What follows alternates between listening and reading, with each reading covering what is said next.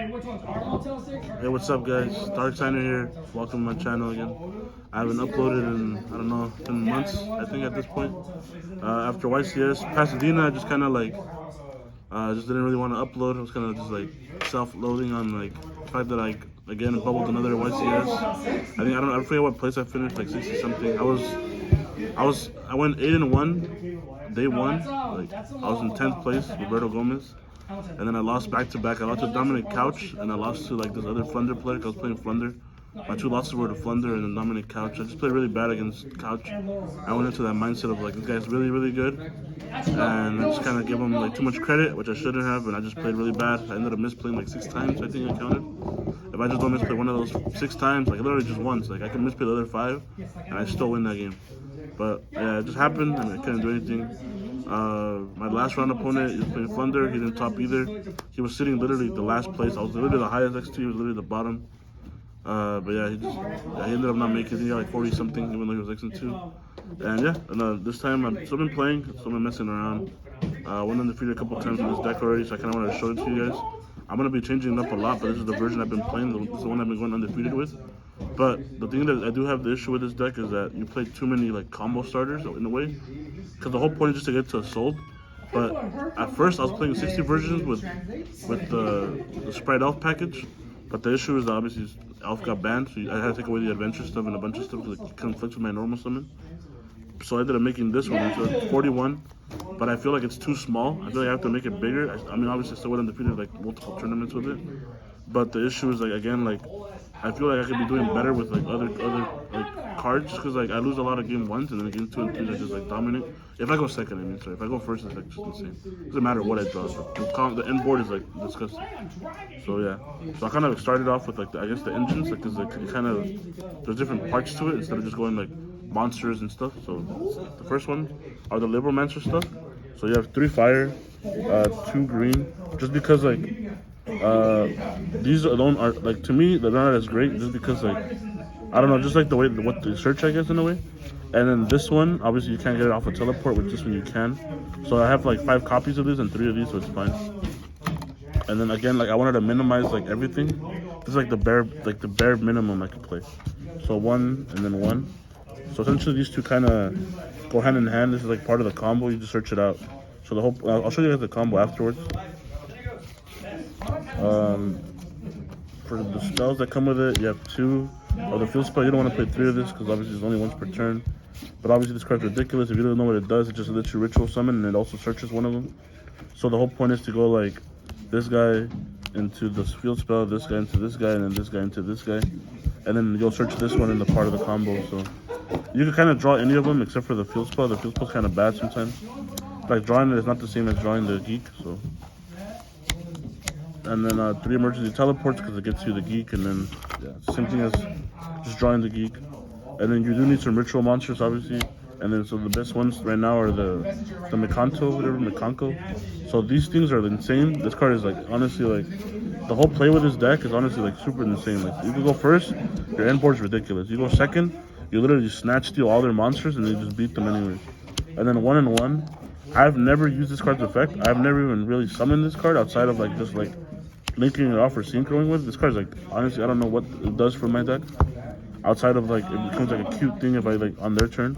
Essentially just snatch steals the monster on their turn. This one is the best one because it searches you another one, so it's part of the combo. And then I'll show you guys what it searches out an equip spell. So the ones you play are 2 of this. This is probably the best one. This one you could like, so it lets you summon any of them. So it lets you summon either of these 2. And then you re-equip to whatever you summon. And then you bounce back the monster that's originally equipped it with this.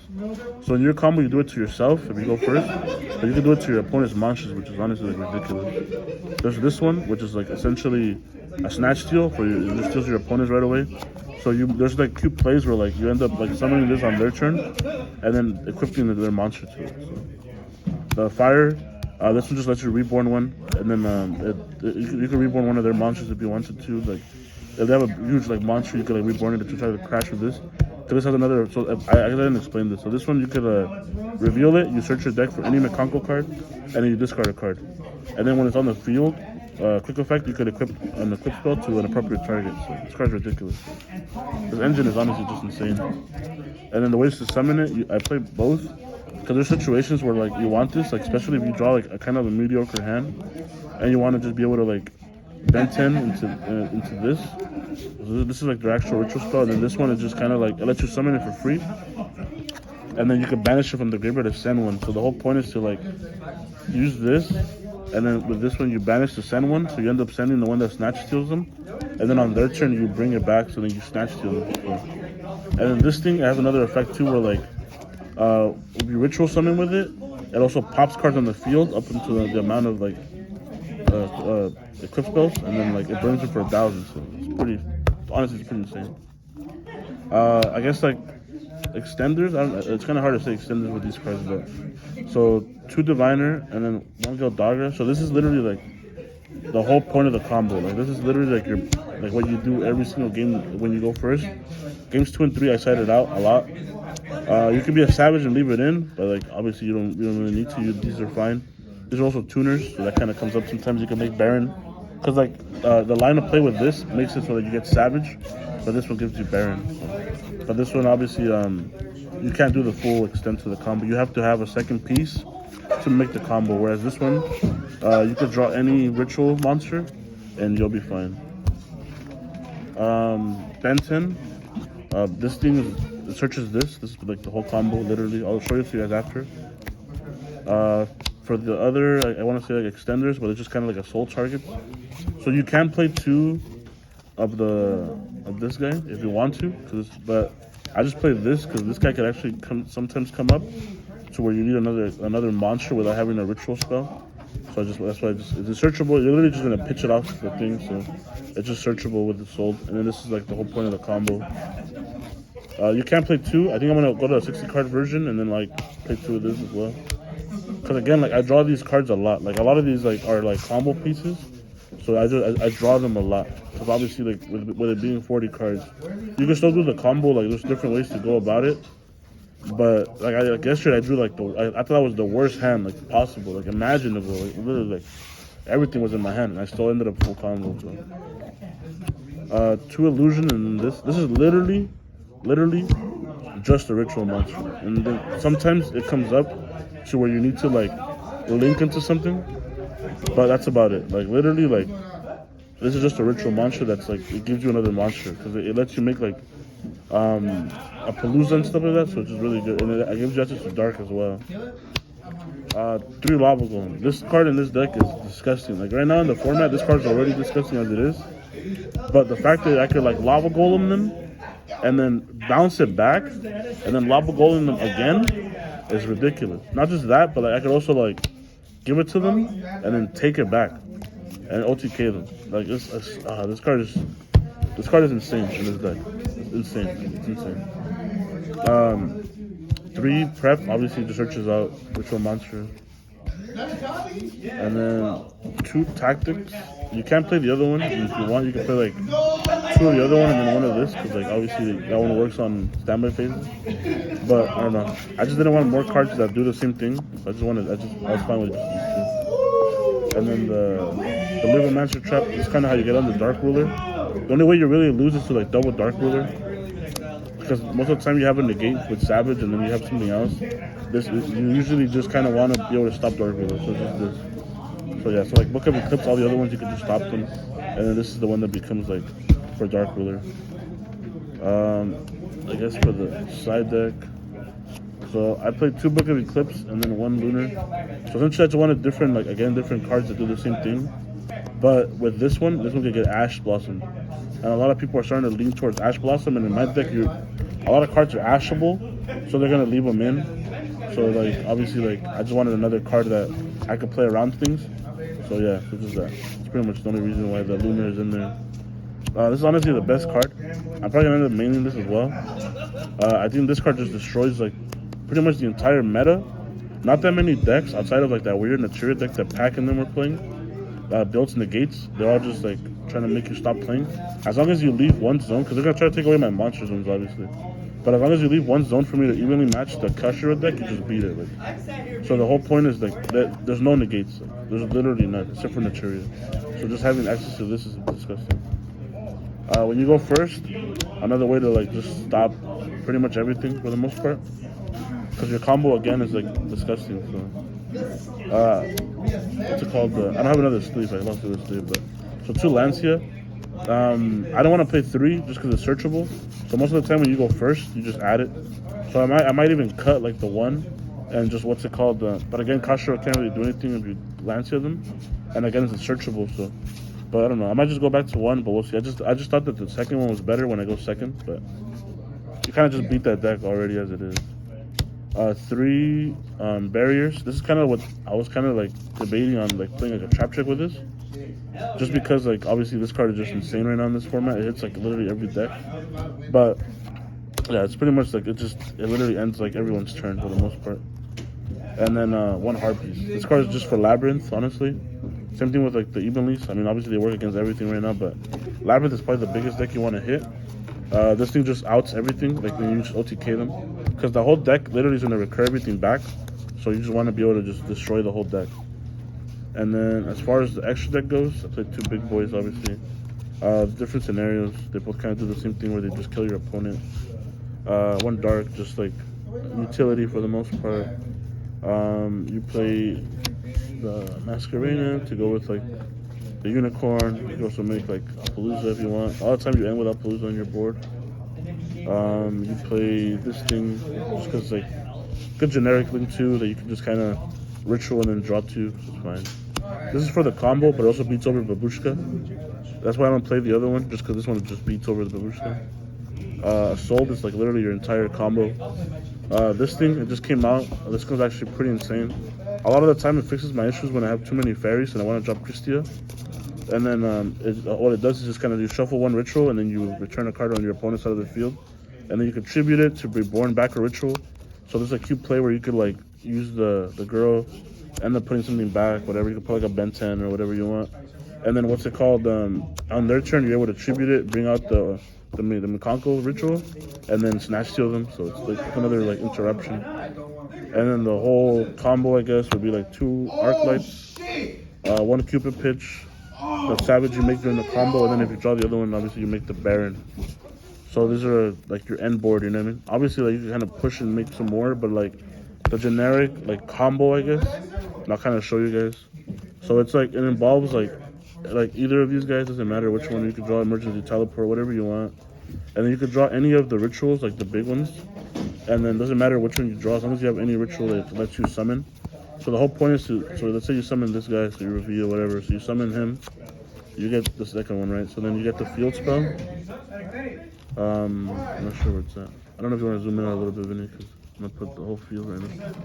So you end up dropping the Mikanko field spell. So then that one searches out the agent. So then you link these 2 away. You end up with so Codebreaker. This guy summons himself, whatever, you could add, doesn't matter. What's it called? These guys, you link them off to make a sold effect. Again, if you want to play the second agent, you can. But I just play this guy because he might come up later. But again, most of the time just discard him. So a sold second effect. You send this thing to the grave. It'll bring out Reinard effect. You add this back to your hand.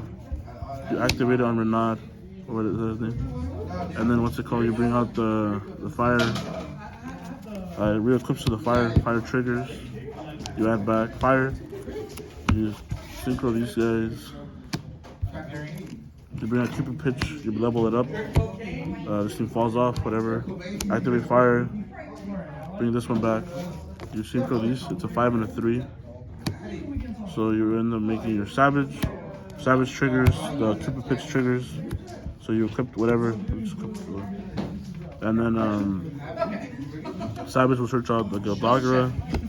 Summon effect. You send 1. Right. So you just add the missing pieces essentially. So you add Benton. And then this one sends. And you add the Libromancer. So if you draw the Libromancer or this one, you obviously search out this, whatever.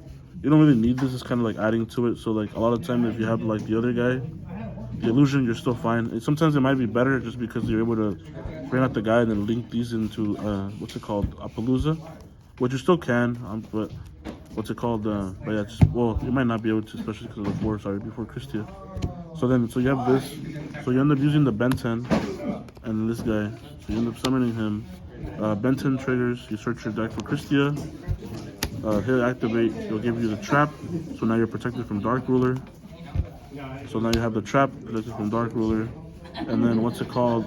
You can still activate the Orihime if you want to, using your summoner, right? So you search your deck for the one that lets you summon it for free.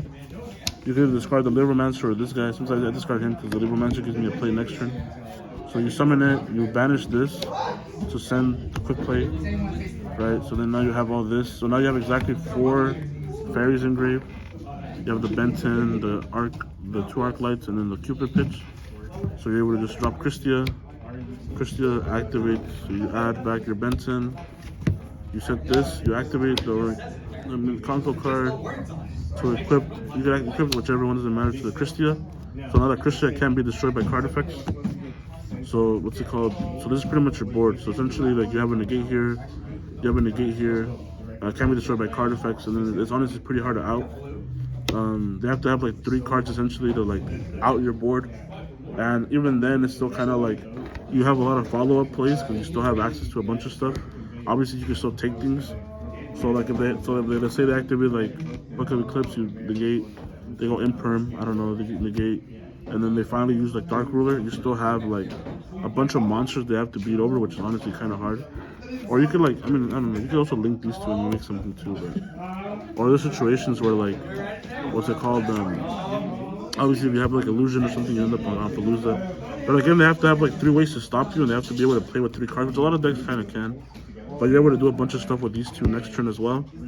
And you could also kind of like drop this again if they destroy it, because then it just goes back to the top of the deck. And you could out their board pretty easily, and then just do it again. So like, yeah. And yeah, that's it for this deck profile. Hopefully you guys enjoyed it. I'm gonna start. So this is the only issue now, is that I've been getting a lot of messages from people like telling me like to make deck profiles, like especially with like Golden Lord and stuff, just because now like the bestials are kind of like seeing less play. And then I will upload a bunch of those, but I also kind of want to tell you guys that I'm gonna just jump over to every card game for the most part. I was just a Yu-Gi-Oh channel for the longest time, but I literally play everything outside of Pokemon. I'll kind of talk about that later, about why I don't play Pokemon. But what's it called? I literally play everything else, One Piece, like everything. So I kind of want to make the channel into that instead of just what's it called, just Yu-Gi-Oh. So, but yeah, so hopefully you guys enjoyed it. I'm gonna upload a One Piece deck profile because I've been dominating One Piece too. So yeah, peace out, guys. Hope you guys enjoyed.